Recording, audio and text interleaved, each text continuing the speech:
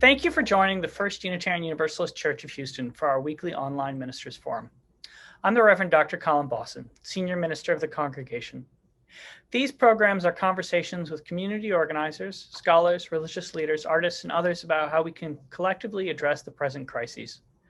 Their purpose is to offer members of our community and all who wish to join us online science-based resources and liberation-oriented inspiration to get us through these difficult times. Today, I'm joined by Tim Schauer, Principal of Cornerstone, a bipartisan consulting firm specializing in federal and state relations, public affairs, and strategic communications. We'll be talking about the current Texas legislative session. Tim has more than 25 years of government relation experience working in Houston, Austin, and Washington, D.C. He earned his bachelor's degree from the University of Colorado in Boulder and a master's of science in economic development and entrepreneurship from the University of Houston at Victoria School of Business. Tim, thank you so much for joining us today. Thank you, Dr. Bossen. I'm happy to be here. I wonder if you could just start out by giving us kind of an overview of how the Texas legislature works. Sure, you bet. So the Texas legislature is a unique beast. So the Texas legislature only comes together every other year for 140 days. And those 140 days are just about up. We've been in since the beginning of January, although quite frankly, this was probably one of the weirdest legislative sessions I've ever been involved in. The first 2 months of the session were lost to COVID. Nothing happened in the building. Nobody was immunized yet. People were starting to figure out whether or not bringing 150 House members and their staffs and 31 senators and their staffs into a building when there's a highly contagious pandemic going on was a good idea. And most people thought, no, that's probably not a good idea. But really towards the end of February, beginning of March, when the rounds of shots, immunizations, particularly for the 1A and 1B categories started moving through, the legislature decided to kind of pick it up and start running. But the thing is if all your all your policy guidance for a session has to be done in 140 days, that means it's a pretty intense 140 days. And when you knock 60 days off at the beginning, and there's no, now you're down to 80 days, right? And it was going to be a pretty intense 80 days.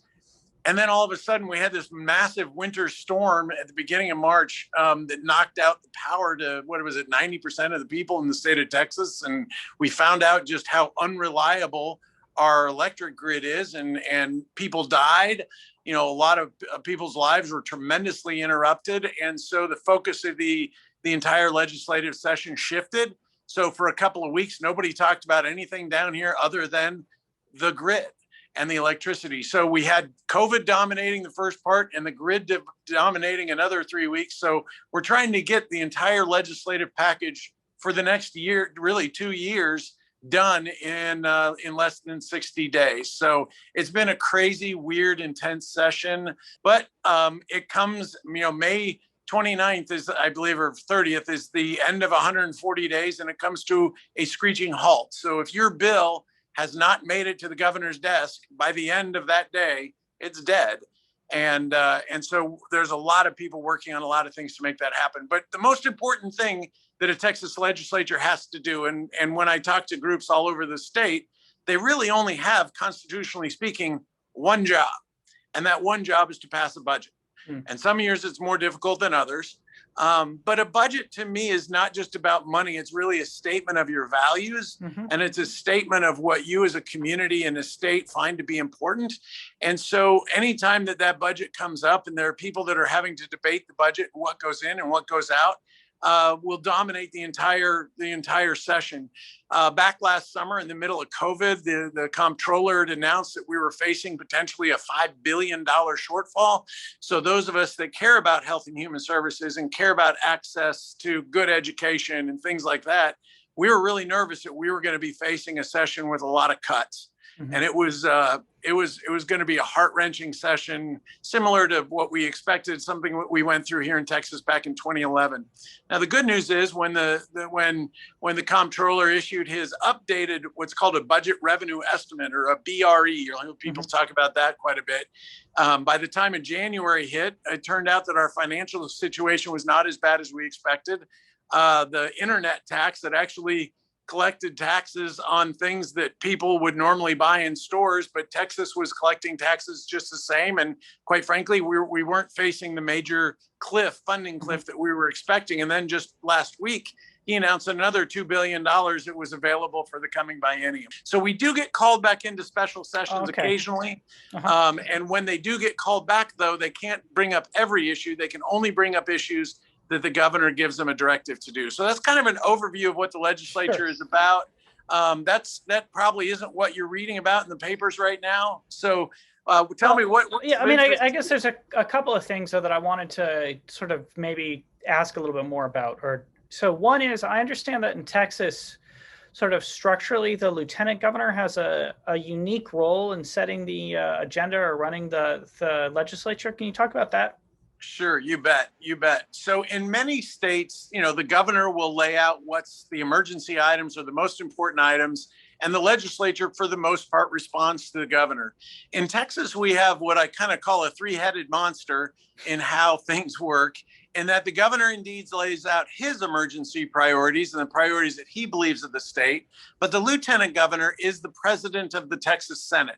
Interestingly enough, not by constitution, but by actually tradition, the lieutenant governor sets the entire agenda for the Texas Senate and is the presiding officer over the Texas Senate. So he or she, whoever happens to be the lieutenant governor, has a tremendous amount of power to influence what bills get heard, what bills don't get heard, what goes in and out of the budget during the building of the budget. So the lieutenant governor has tremendous power. But the third head, interestingly enough, is the Speaker of the House, who nobody in the state of Texas, other than the 150 House members, even vote on, right?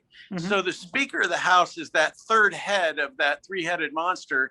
And generally speaking, at the beginning of session, the three of them will get together and kind of put together a list of priorities that they can all agree on that they have to get done before they leave in June. And then they'll work towards executing those things. In some years, those three people, both men and women over the years, have gotten along well. And you'll see a fairly peaceful session. Some sessions, they don't get along so well. And sometimes that's because of personality. Sometimes it's because of politics. Sometimes it's about policy, that people just see the world in different ways. This session, you've got Governor Abbott, who seems to have a national strategy that he believes he has a chance to run for president in the next go around. So he's couching things, at least most people are understanding, he's been couching things in ways of how does he build a national campaign. The Lieutenant Governor, Dan Patrick, is a very close Trump ally. As a matter of fact, was a Trump campaign chairman in the state. And he's got a different agenda. And then newly elected Speaker Dade Phelan from the east side of Houston, he has a district between Beaumont and Houston, is very new. And people have been trying to figure out what direction he's going to go. A very conservative, pro-business guy, but very approachable and young, and he has his own ideas of where his political future may be. But that three-headed monster is really what directs it. It's very rarely in Texas do people trust much power in one person's hands, and so they've divided that power really three ways. We're going to get into some of the bills that I think are making national news here in a minute, but it occurred to me one thing that, you talked about how the session sort of first was occupied with responding to the Arctic storm. And I think that, for somebody who is from out of state, that to watch the whole thing unfold as it did was, mind-boggling, quite frankly. And then to learn, Texas is the only state with its own grid that's not really part of the larger national grid. And, that it hadn't been properly weatherized, and all of these things were sort of kind of unthinkable to me as somebody who's from up north, and then to sort of watch it all, unfold. And I think that a lot of people, including myself, who live here are wanting to know what has the legislature done, or has the legislature done anything to sort of prevent this kind of Arctic storm event from happening? I mean, not the storm itself, obviously, but the very much human-made, human-caused, infrastructure-driven disaster that happened in the wake of the storm from happening again. Yeah, the galactic failure of people at the Public Utility Commission and ERCOT, which ironically is the Energy, quote-unquote, Reliability Council of Texas. And I use the term reliability as a misnomer, as we all learned during this time. Sure. What did the legislature do? Well, in those first 3 weeks, they managed to get all the board members of ERCOT and the PUC fired. And then they started having all sorts of discussions as to what the proper solution was. And so far, there's a couple of bills that are moving in the legislature, but not a whole lot of action just yet. The legislative bodies, when something like this comes without a whole lot of thought, and there are a lot of people who've been involved in the Texas grid since, I watched the first deregulation bill in 1997, where they changed the grid from one model to a different model, quote unquote, competitive model. And they believed that they had put the safety, boundaries on each side of the market so that things would work. But as we learned, it didn't work. And some of the incentives were poorly placed, and just silly things that we've learned, like the paperwork that the Railroad Commission, which ironically enough has nothing to do with railroads, by the way, they regulate energy and drilling and oil. And they had numbers of gas wells that had not properly filled out paperwork to be, and it's literally a one piece of paper to be known as critical infrastructure. So when things started going down and the electric grid started struggling, they actually turned off all the electricity to the natural gas pumping facilities, which then reduced the fuel to the electricity grid. And so it became this circular downward spiral, which just became absolutely pathetic to everyone that's looked at it so far. So it wasn't just one agency, it was 3 agencies that had a combined collapse, and so that, some heads have rolled, some people have lost their jobs over it. The agencies are working, very quickly to try to say what needs to be done to fix it so it doesn't come back. I know a large investor private equity group stepped up and said, we have a solution that we can give you, Texas. May cost you a few bucks, but we can put a security breaker at the end of this by building 10 plants that would be only emergency power. So if anything like this happened again, we can turn them on and run enough power to power up the whole state. Now, mind you, in Texas, we have a cold thing that brought everybody's attention to this, but I quite frankly am nervous about the summer. Because the actual peak demand of electricity in Texas is in the summer when everybody's AC is running. And sure, as a transplant, you can imagine, I don't know how anybody lived in this place before we had air conditioning. I can't imagine getting through a summer without air conditioning here in Texas. But those are some pretty big issues. So as for a bill being passed and sent to the governor, it hasn't been done yet, but it looks like we'll have at least one, if not a couple of bills that will make it all the way to the governor's office for mandating weatherization, for changing some of the incentives to make sure that these things get fixed. We'll see how this all plays out. One of the concerns is if they don't get it done, it will be added to the governor's call in the fall. So, but it doesn't sound like one of the things that's on the agenda is linking with the rest of the national grid, right? They're planning on still some kind of solution that's independence oriented. You're not from around here, are you? Yeah, that was exactly. Ironically enough, El Paso and a few of the other border communities are actually on the national grid. And when all this storm happened, none of them had a hard time at all. They were fine. And Beaumont was the same thing because it's connected up, right? I mean, so it's just, I don't know. I mean, we could talk about that for a long time because I'm still trying to wrap my head around Texas politics. But it's like, okay, you have this catastrophe that happens. There are these regions that don't have the catastrophe. Let's just go do what they did, and we should be. Oh, Dr. Bossen, if it was that easy. I realize. So there's a lot of things that Texas prides itself on being independent, and the grid is one of those. Depending on whether you like or dislike an independent grid, some people claim it's the greatest thing ever, and our costs are lower because of it. Not much evidence to support that. But there's other people that say the reason that we did the independent grid is so that we could avoid federal mandates and that the feds don't have any control of us because we decided 50, 80 years ago to be independent. So, well, we should move on. But I do know that, it's apparently, I mean, I've read that it's very costly having this independent grid and that it really creates a lot of, infrastructure damage and things like that over the years, as we just saw recently in February. But, I'm sure that that will be a controversy that continues over the next years, and hopefully people will be able to organize to get some real momentum in a positive direction. I think the big there's sort of two big controversies, I think, from a national perspective, unless you're aware of a third one, about what's going on with the Texas legislature. The first is sort of efforts to restrict voting access. And then the second is essentially to restrict the rights of transgender people and to declare certain kinds of medical treatments actually a form of child abuse. So so we have two bills, House Bill, I think it's House Bill 7 and Senate Bill 6. It's actually House Bill 6 and Senate Bill 7, but those are the election bills. But they're in essence at this point, they're one and the same. The Senate passed one. The House last week substituted their version into that bill. So don't worry about House Bill 6. House Bill 6 is pretty much gone now. It is Senate Bill 7. That is the election bill. The Senate passed a very aggressive. Now, mind you, the whole thing is built on the big lie. Right. And the big lie coming from our former president who claims the election was stolen, that there's all these people that are voting illegally, that there's quote unquote vote harvesters running around and scaring old people into voting exactly the way they want people to vote. Which is a very curious, I mean, like, okay, so, you know, we could have a long conversation about sort of propaganda and fascism and totalitarianism and how this sort of very clearly relates to that and is, I mean, you know, very much out of the sort of historic totalitarian playbook.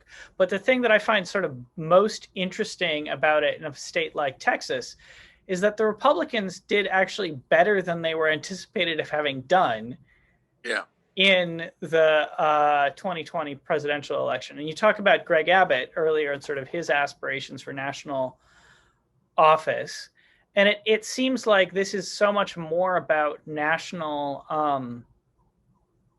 You've hit the nail on the head. Right. You've hit the nail on the head. This isn't about fixing something that was broken. As a matter of fact, the Texas Secretary of State verified that we had the most secure, safe election ever recorded, that there was no incidents, no reports, no evidence whatsoever to support that any sort of voter fraud had occurred in the state of Texas.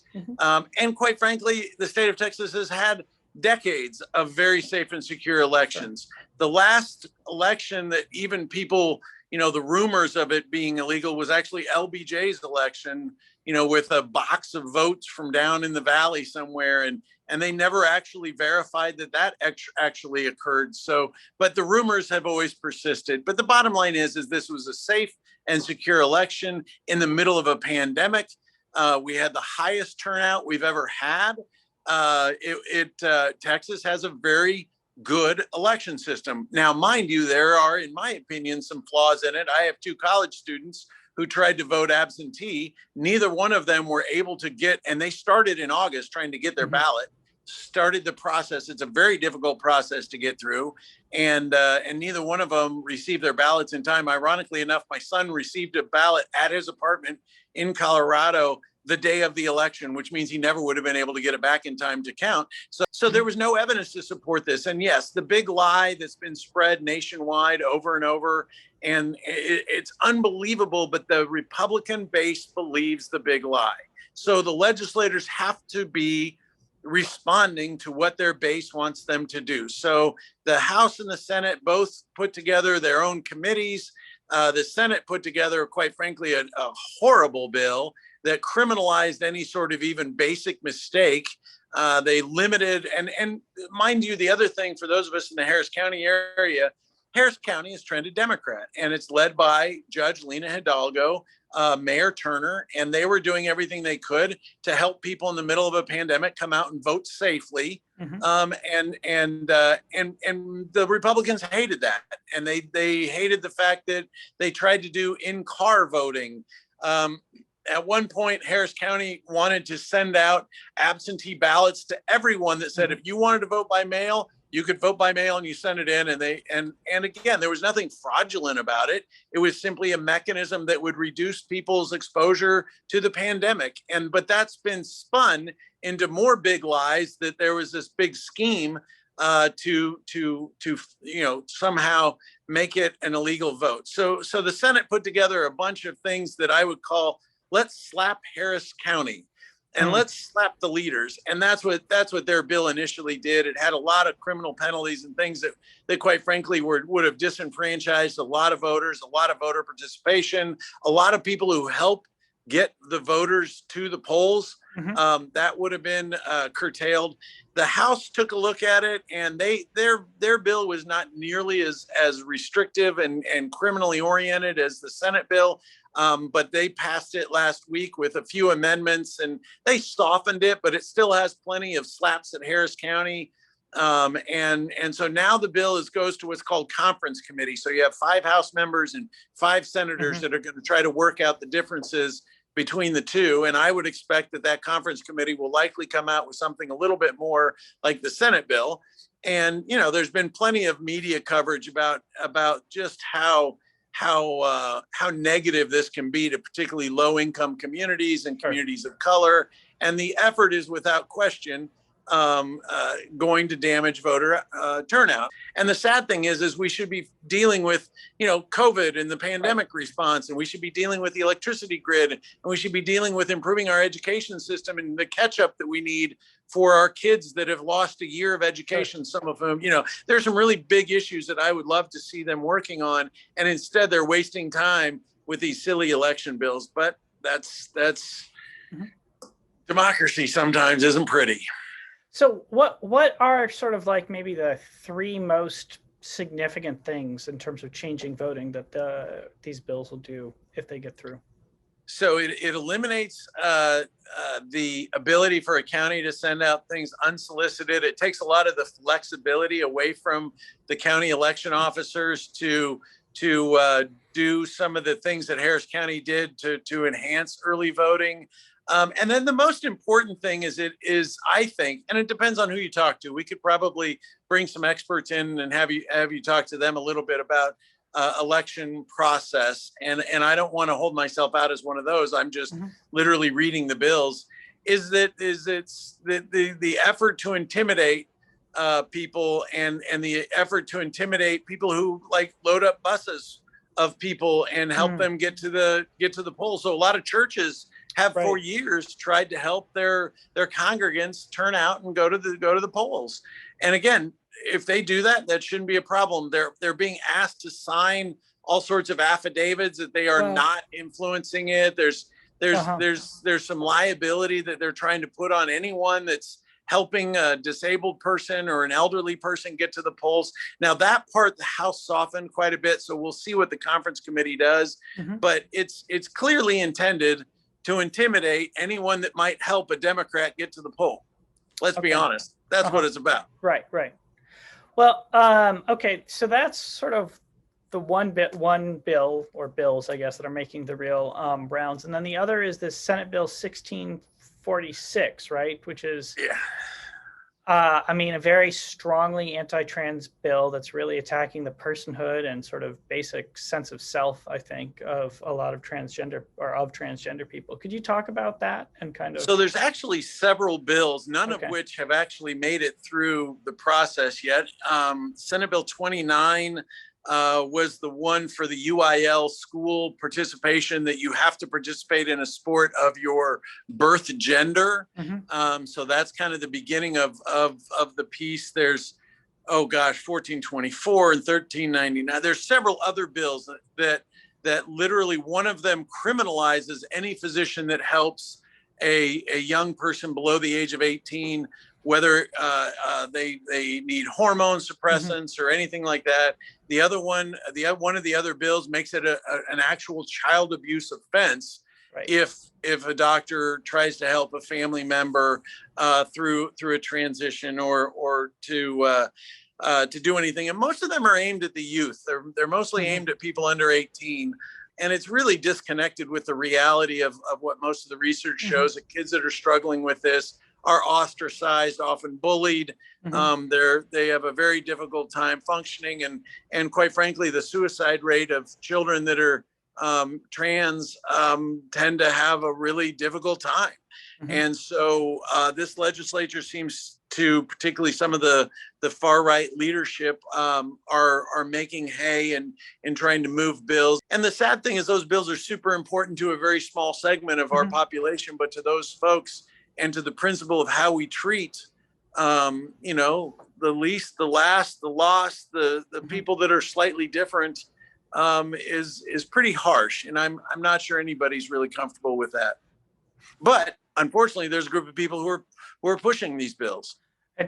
Does it seem likely at this point that they'll pass, or any of them will pass, or do you think it's sort of just more of political point making for this group of people who are wanting to build their own brand, political careers, and on the back of really children, right? I mean, children who are vulnerable children. If you had asked me this last week, I would have said, no, I think it's kabuki theater. I don't think it's going to go anywhere.